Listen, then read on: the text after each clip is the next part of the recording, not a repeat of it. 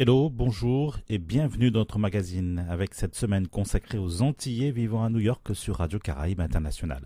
Aujourd'hui, nous recevons deux invités, deux Guadeloupéens. La première est une jeune femme ayant fait le pari de l'apprentissage de la danse dans cette grande ville. Après une audition en Guadeloupe, elle décroche sa possibilité de rejoindre l'école de danse de Alvin Ailey et Cécilia Danint.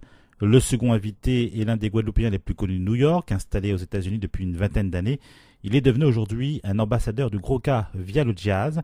Les musiciens de jazz du monde entier viennent à New York à sa rencontre et même du Japon pour collaborer avec lui sur le principe de la fusion entre le jazz et le cas.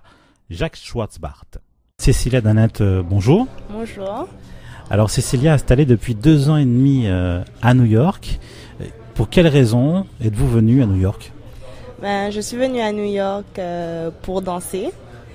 Parce que au départ, j'ai passé une audition en Guadeloupe pour intégrer l'école d'Alvin Ailey.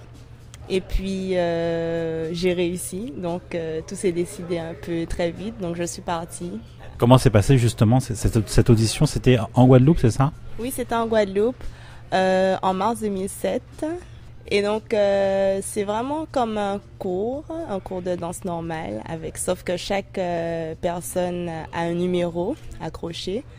Et au fur et à mesure, on élimine des gens et à la fin, la personne choisit, enfin le professeur choisit qui est-ce qu'il veut, qui intègre l'école.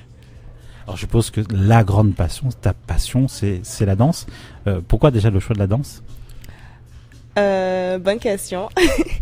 On va dire que depuis que je suis très petite, je danse. J'ai commencé la danse à Pointe-à-Pitre, à l'école de danse de Madame Léna Blue.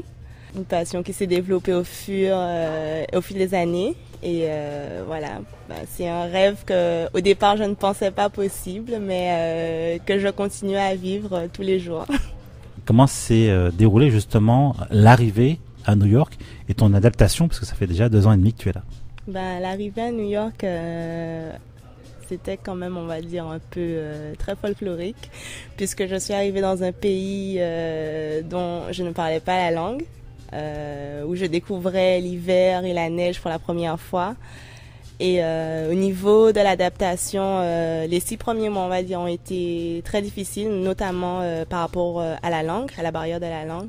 Et aussi, on va dire à l'école, puisque la mentalité américaine, c'est une mentalité, on va dire, de gagnant, de combattant, et on va dire par rapport à la mentalité européenne, française, même, on va dire, qu'on nous a un peu inculqué, même en Guadeloupe, c'est pas vraiment la même chose. Donc, il a fallu acquérir cette mentalité de rage, de je suis le meilleur, et voilà.